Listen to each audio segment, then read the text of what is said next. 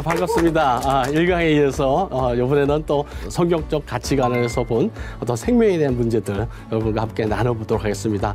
지난 시간 이렇게 흥미있게 들어주셔서 감사드리고요.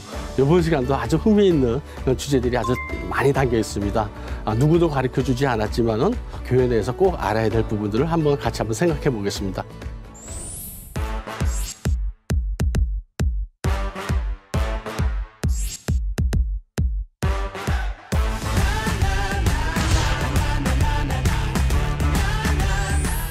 특별히 낙태와 또 생명 존중, 우리가 생명이 얼마나 소중한지 알았잖아요. 그러면 이제 과연 우리가 현실적으로 어떻게 되는지, 그리고 어떤 일이 있었는지 우리가 이제 살펴보면은 우리가 큰 또 유익이 됩니다. 자, 이 생명운동은요, 세계관 전쟁이라고 전쟁. 우리 영적 전투라고 그러잖아요. 그걸 요새 말로 이제 가치관 전쟁, 가치관 충돌, 세계관 전쟁이라고 표현합니다. 왜냐? 이제 이것들이 이제 전쟁하면 누구를 죽이고 이겨야 되잖아요. 우리 영적 전투에 이겨야 되잖아요. 이기려면 우리가 싸우려면 뭐가 필요합니까? 무기, 강력한 무기. 무기가 필요합니다. 우리한테 무기가 뭐가 될까요?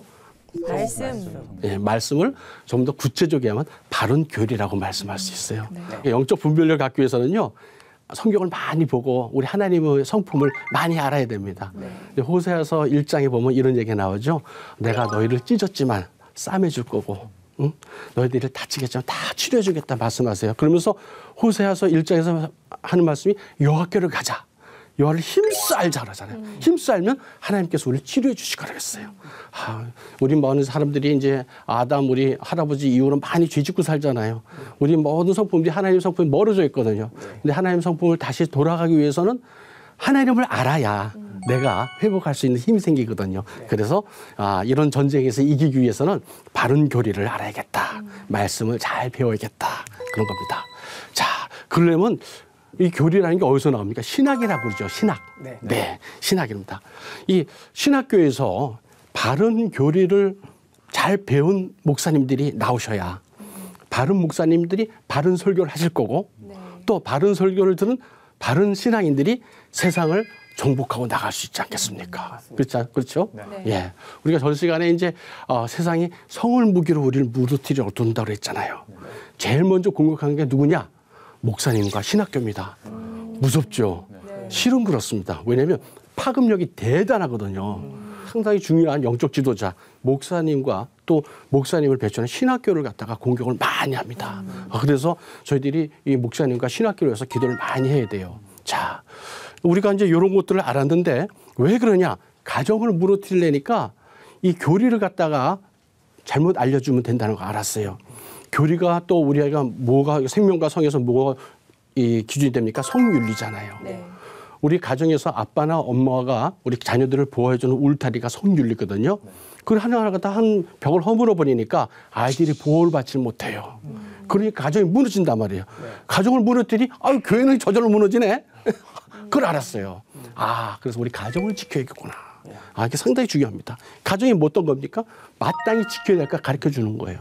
너의 자녀에게 이 하나님 말씀을 마음판에 새기라고 그랬어요. 뭐 세상 말로 브레인워싱입니다. 뭐 탁 하면 탁 나와야죠. 그럼 해도 돼, 안 해도 돼. 이렇게 마음판에 새기도록 가르치는 곳이에요. 근데 가정을 흐트러 버리니까 롤모델이 없어져 버리니까 아빠가 없고 엄마가 없어요. 그러니까 누구한테 배울 사람이 없어. 그러니까 가정이 무너지니까 교회가 무너지게 돼 있죠. 이렇게 되니까 이런 것들이 나타납니다. 여러분 미끄럼틀 타보셨어요? 네. 윤리적으로 그건 미끄러운 경사길의 논리라고 그래요. 한번 쭉 내려가면 올라올 수가 없어요. 올라오기도 해봤어요, 저도. 엄청 힘들거든요. 거꾸로 하면 되게 힘들어요. 그래서 그때는 아예 내려가질 말아야죠. 이게 미끄러운 경사길 농조라는데 처음에 피임약이라는 것이 처음 개발이 됐어요. 그때서는 65년 정도 이렇게 많이 퍼지기 시작했는데 그때는 결혼한 부부만 살 수 있었어요. 그런데 70년대 들면서 프리섹스의 이 사회풍자가 막 일어났어요. 그래가지고 내 성적인 자유를 즐기자가 하다 보니까 뭐 엉망이 돼버린 거예요. 특히나 이제 미국 같은 데서 이제 청교도들이 가서 아메리카 가서 세운 나라 아닙니까? 그런데 여기서 하나님께서 돌아가자. 하나님을 알면서 성윤리와 바른 교리를 세웠어야 되는데 너무 쉬운 방법을 택했어요. 그러면 결혼하는 사람도 피임약을 사게 해주지 뭐. 그래서 75년에 풀어버렸습니다. 결과가 어떻게 나오냐? 피임약도 먹으면 되면 낙태를 못할 게 뭐가 있어? 낙태를 하게 됐어요. 73년에 로드웨이드 판결이라는 거예요. 로드웨이드 49년 전에 이제 만들어졌는데 그러고 해가지고 낙태가 얼마나 낙태로 죽었냐? 6,300만 명. 어마어마한 숫자가 들어왔어요. 그러니까 그 다음에 뭐냐면 동성애를 허용해라고 들어온 거예요. 성적 성균리가 이렇게 무너져 버리니까 내 마음대로 다 하는 거예요. 안목이 정욕대로 다 하는 거예요. 애도 낙태로 죽였는데 뭐 배아 아시죠? 난자와 정자가 이렇게 수정한 걸 배아라고 그래요. 이것도 생명이거든요.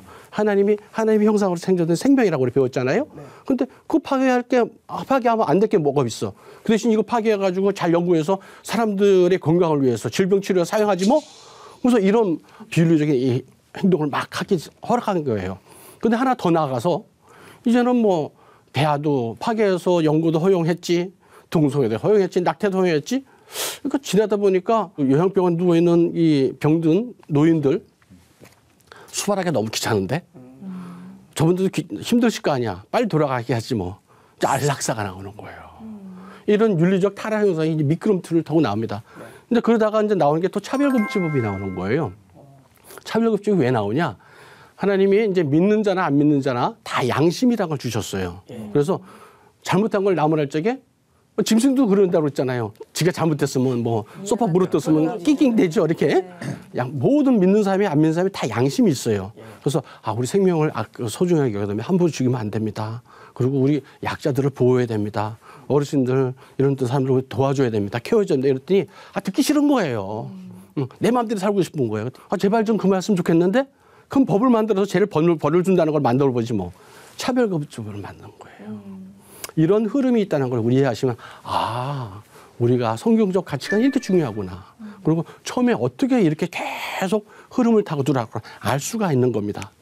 자, 그렇다면 이렇게 우리 교회를 이렇게 무너뜨리려는 이런 세력들의 어떤 방법을 들어오는지 방법을 우리가 연구를 좀 해봤어요.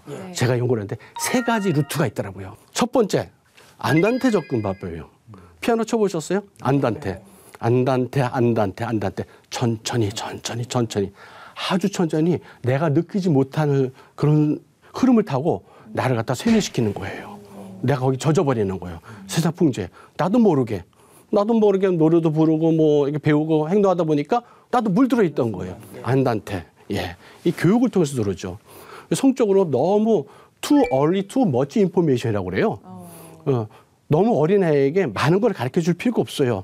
왜냐면 그걸 가르쳐주면 뭐 하려고 싶어? 혹시 때 하고 싶어. 행동하고 싶어. 이게 성적 범죄로 이어지는 거예요. 이런 일이 교육을 통해서 일어난 걸 알았어요. 그래서 이건 아니다. 초등학교는 초등학생답게, 고등학생은 고등학생답게, 청년들에게 결혼 전에 맞는 그 성교육이 필요한 것이지 애들한테 그 콘돔을 사용하는 법을 가르치고 그거 해서 뭐 하려고요. 그런 일이 벌어지고 있는데 이런 걸 또 우리가 발견을 했습니다. 안단테로 서서히 들어오는구나. 두 번째는 뭘 들어오냐? 소프트로에서 하드로 방법으로 들어와요. 이게 뭐냐면 처음에는 살살 돌아요. 살살. 느낄 듯 말 듯. 그러다가 나중에는 법을 딱 만들어가지고 꼼짝마 뭐 이렇게 하는 거예요. 소프트로에서 하드로. 소프트는 연성법, 그다음에 하드는 강성법이라고 해요. 처음에는 이 사람들이 뭐 기자회견도 하고 세미나도 하고 이랬으면 좋겠다. 이런 걸 주장한다. 그러다가 좀 있으면 기자회견이야. 뭐 해라. 뭐 각성해라. 뭐 해라. 그러다가 법을 만들어라. 그렇게 돼가지고 법을 만드는 거예요. 이제 이렇게 된 겁니다. 세 번째는 뭐냐면 탑다운 형식이에요. 법을 만들었으니까 꼼짝마. 너희들 다 지켜야 돼.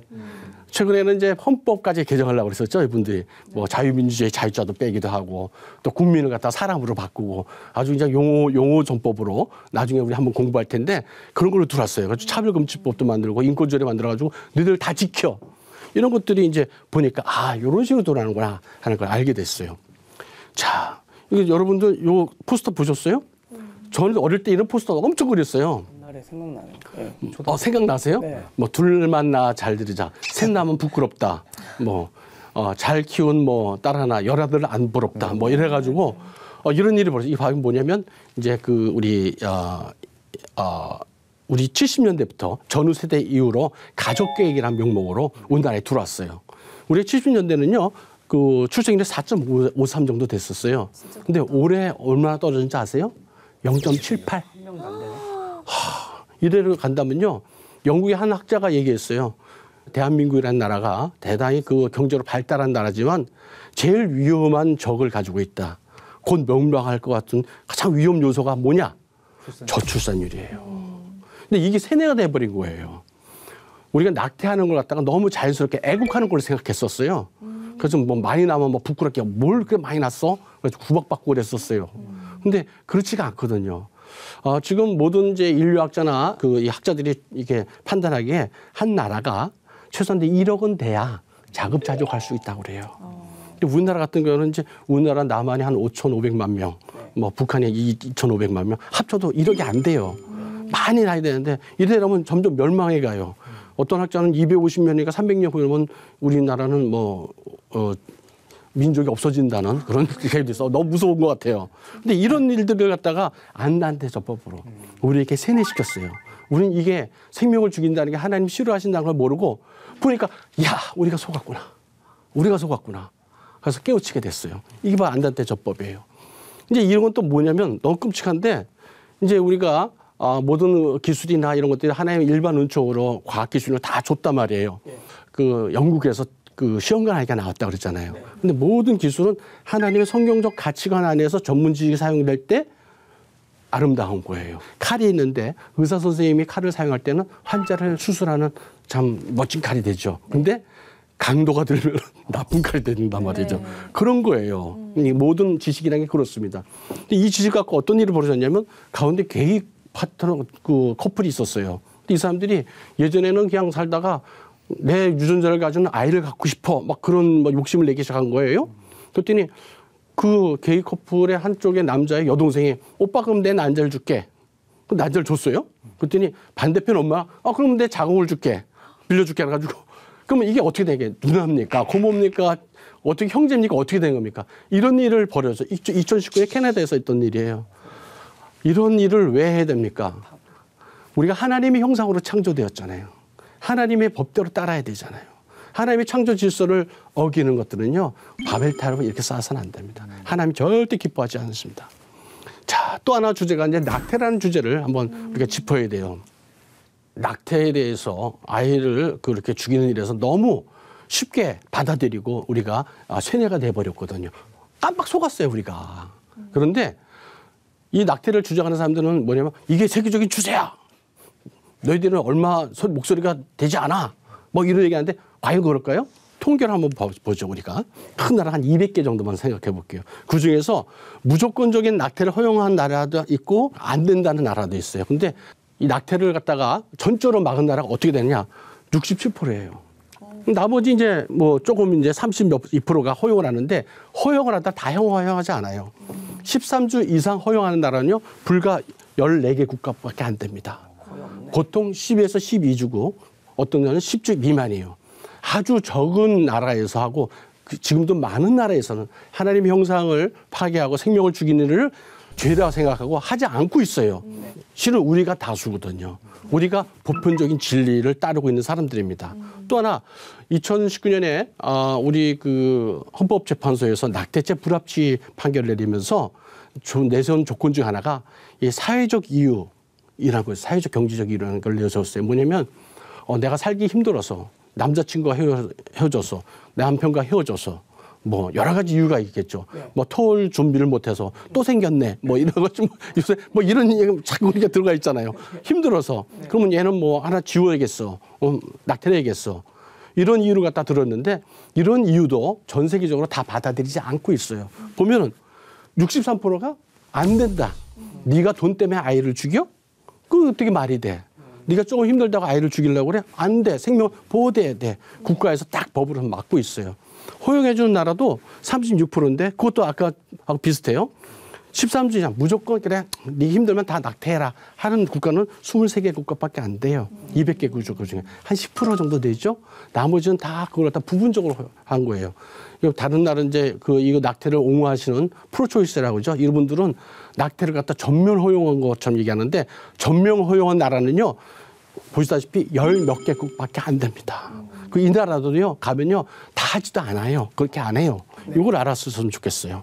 자, 그러면 우리가 이제 그 낙태에 대해서 어떤 이제 법으로 이렇게 하고 저렇게 하자 이렇게 정해지는 건 나라마다 좀 다를 텐데 그럼 원칙이 좀 있었으면 좋겠어요. 이제 원칙이라는 게 세워지면 법에 이렇게 심겨 들어가거든요. 그게. 그래서 우리가 원칙만 잘 세워놓으면 아무리 세월이 지나가더라도 우리가 십계명을 갖고 있으면 십계명을 통해서 우리 성경적 세계관의 눈으로 세상의 죄를 분별할 수가 있고 거기에 우리 묻혀낼 수가 있어요. 탑재할 수 있다고 얘기하죠.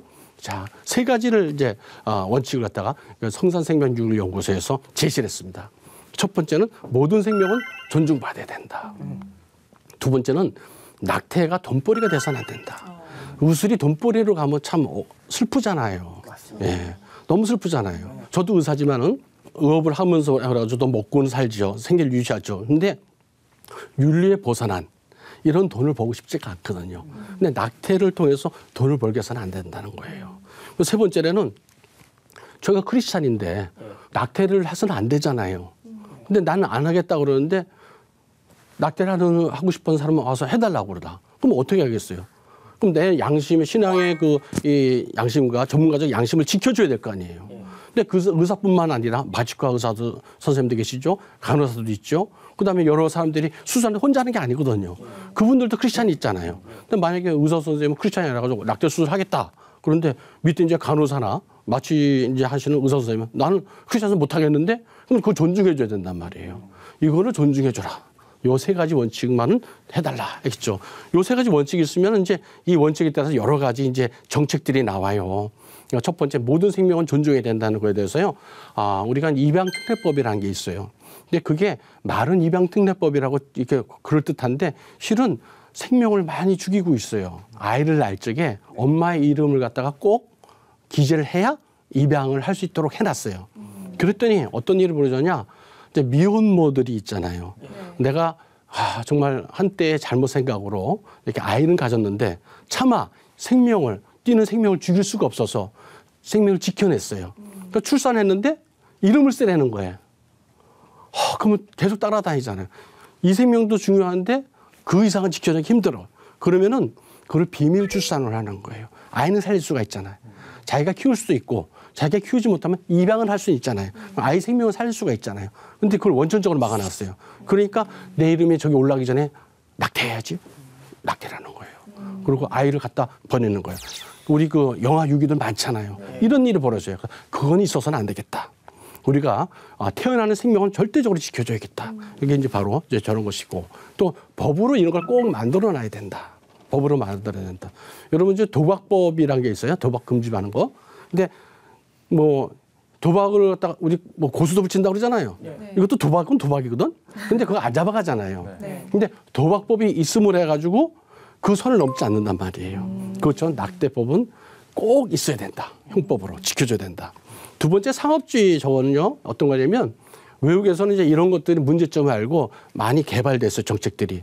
상담하는 의사와 낙태 시술하는 의사를 분리해놨어요. 그러니까 뭐 상담만 하는 사람이 뭐 생명을 이제 소중하게 여기기 때문에 다시 생각해 보십시오. 당신이 이렇게 도움받을 수 있습니다. 이렇게 얘기할 수 있잖아요. 근데 상담하는 것과 수술하는 같은 사람이면 비윤리적이거나 돈에 욕심이 많은 선생님은 낙태하십시오. 가지고 이제 낙태를 권유한단 말이에요. 이걸 원천적으로 분리시켜 놓는 거죠. 이런 것들이 정책적으로 많이 개발이 돼 있어요. 많은 나라에서 이미 이런 고민을 많이 하고 또 법률가라든지 많은 사람들이 어떻게 하면 우리가 쉽게 이렇게 생명을 죽이는 방법을 택하지 않고 한 생명이라도 지켜볼까 하는 노력들이 담겨 있습니다. 그래서 이 세 원칙을 갖다가 우리가 만들게 됐어요. 자, 그러면 우리 교회는 어떻게 되느냐? 우리가 교회 안에서 할 일이 있고 밖에서 할 일이 있습니다. 요거를 딱 우리가 해야 되는데 구체적으로 한번 살펴볼게요. 첫 번째는 아까 우리가 한번 다뤄봤죠. 우리가 세상과 싸워서 이기려면 무기가 있어야 돼요. 바로 뭐? 바른 교리가. 말씀이 전해져야 된다 이거죠. 그래서 말씀을 통해서 너희들이 간음하지 말라. 간음하지 말아야죠. 그렇죠? 그리고 부모를 공경하고 가정을 잘 지켜야죠. 하나님의 말씀대로 해야 됩니다. 그리고 지극히 작은 자를 한 것이 나에게 한 것이라고 했잖아요. 우리가 작은 자를 태아는요 끽소리도 못해요. 얘네들은 어떻게 항의도 못하는 거예요. 너무나도 연약하고 지극히 작은 자예요. 우리가 지켜줘야 돼요. 또 법이 어떻게 정해질지 모르겠어요. 앞에서 봤다시피 전 세계 한 3분의 1에서는 낙태를 허용하잖아요. 그런데 낙태를 허용하는 이제 법이 있더라도 교회에서는 낙태를 하지 않겠다. 설사 너희들은 그렇다면 나는 안 하겠다. 여호수아가 얘기하잖아요. 나와 내 집은 여호와를 섬기겠다. 이러잖아요. 우리가 성경적 가치관에 맞게 그렇게 살아야겠다. 이렇게 하면 되는 거예요. 세 번째는 회복이 필요합니다. 이런 것들이 교회에서 많이 얘기가 되고 우리가 콘센서스를 이루지 못한 이유 중에 하나가 뭐냐면요. 교회 안에 또 낙태가 아주 많았었습니다. 우리 어머니 세대, 윗세대는요. 낙태를 한 번 이상은 거의 다 하셨을 거예요. 교회 내에도 통계를 해보니까 50% 이상이 낙태를 한 번 이상 하셨어요. 그러니까 얼마나 괴로워요. 이 주제를 듣는 것 자체도 괴로울 수가 있어요.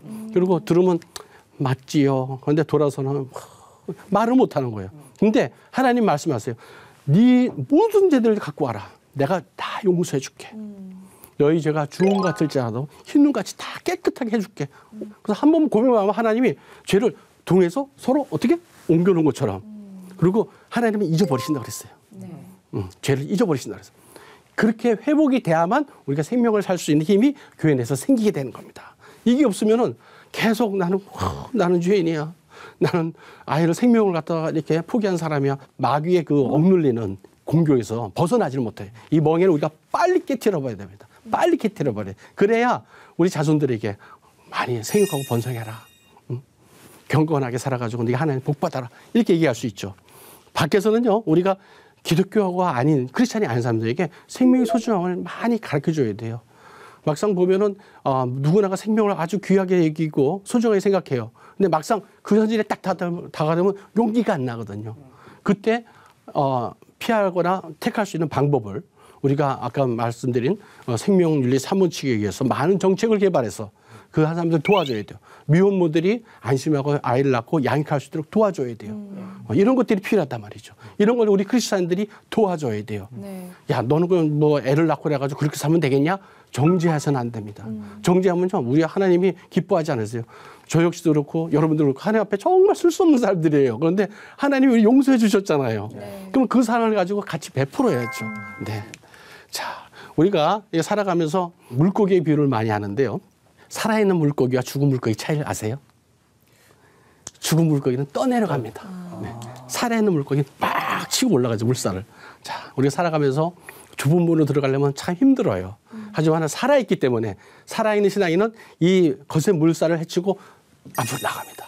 그래서 이러한 유혹들이 다가오고 또 우리의 가치관을 흔들거나 신앙을 흔들리는 유혹들이 왔을 적에 담대하게 믿음의 용기를 내서 헤쳐나가야 됩니다. 이렇게 될 적에 우리가 생명을 지킬 수가 있고 또 아름다운 하나님이 원하시는 생육하고 번성할 수 있는 그런 축복을 누릴 수 있다고 생각됩니다. 그 저번 1강에서 설명해 주셨듯이 저희 이제 기독교인들은 분별력을 가질 수 있잖아요. 말씀을 기준을 두고.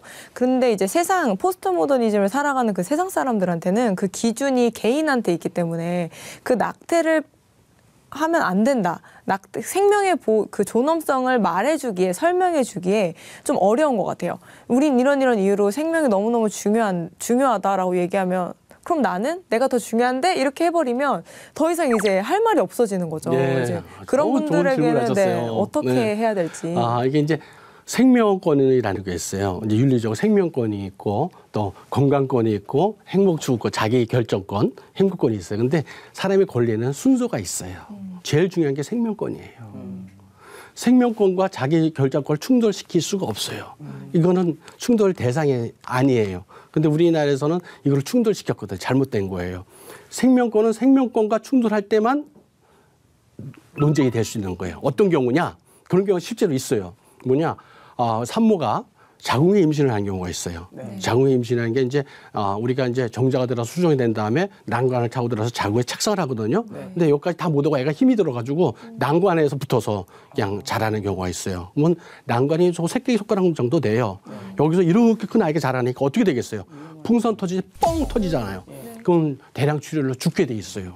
그때는 빨리 배를 열고 들어가서 혈관을 잡아야겠죠. 혈관을 잡아버리면 아이는 죽게 돼 있어요. 그런 건 생명과 생명이 충돌하는 경우 외에는 우리가 맞지가 않다. 정확한 팩트를 알려주면은 분별력이 생기는 거예요.